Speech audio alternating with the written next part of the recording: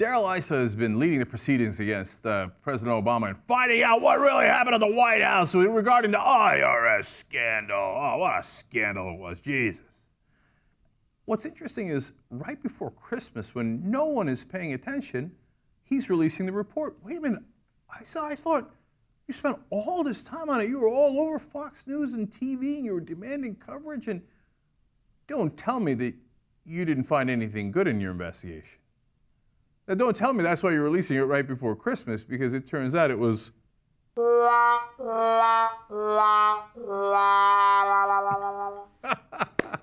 So, let's go to the report and find out. And of course, if you don't know, he's a Republican.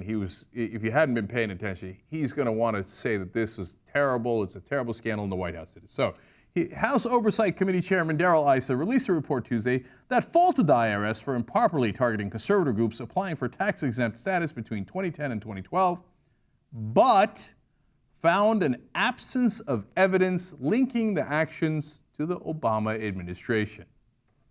I love that. So the first part is, yes, they targeted conservative groups. What he left out of the report is they also targeted liberal groups, actually even more so. Oops. So he's like, no, but don't worry about the liberal groups. They targeted conservative groups. So they're the IRS. It turns out they target people to make sure that they file the right forms. Wow, big scandal. And no evidence whatsoever that that non-scandal was linked to the White House. They couldn't have ordered something that didn't exist anyway. There was no effort to target anyone in particular based on their politics, right?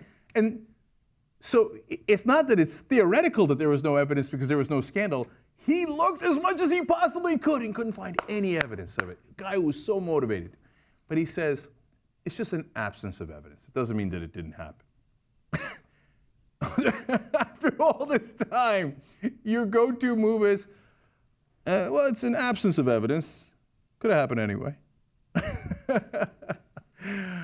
You know what you should be saying? Issa, sorry. Issa, sorry. But he did not say that.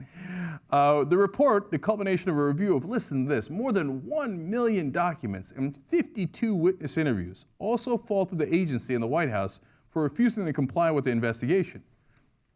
But my friend, you just said you went over 1 million of their documents and you talked to 52 different witnesses. And that's, first of all, that's a lot of cooperation. Second of all, now that you realize there was no evidence whatsoever and that there was no scandal, you might want to see why you could at least see, if you're a rational human being, why they might not have been eager to participate with your witch hunt.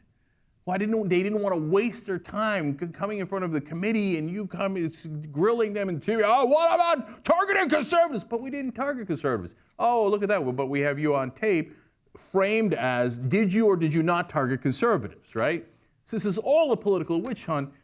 Believe me, if he had anything, he would have released it in the middle of all these cameras at the best possible time when everybody's paying attention. He does it on his way out the door because he's not going to be the head of the committee anymore right before Christmas. Oh, by the way, we found nothing about the IRS scandal. Anyway, see you later. Bye-bye. Come on, man. If you had any integrity at all, right now you'd be saying, oh my God, I am totally sorry for that. Okay, next time you see anyone on Fox News talking about the IRS scandal, remember, they already did their own investigation, the Republicans did, and found no link to the White House, let alone the fact that there was nothing at the IRS to begin with. They investigated both sides like they're supposed to. I'm sure that even if Issa doesn't do it, though, the entire Fox News staff is going to come out tomorrow, maybe tonight, O'Reilly, Hannity, et cetera, and they're all going to say, I regret it. I'm sorry. I'm sorry. That was just my mistake and my bad. And I'm sorry.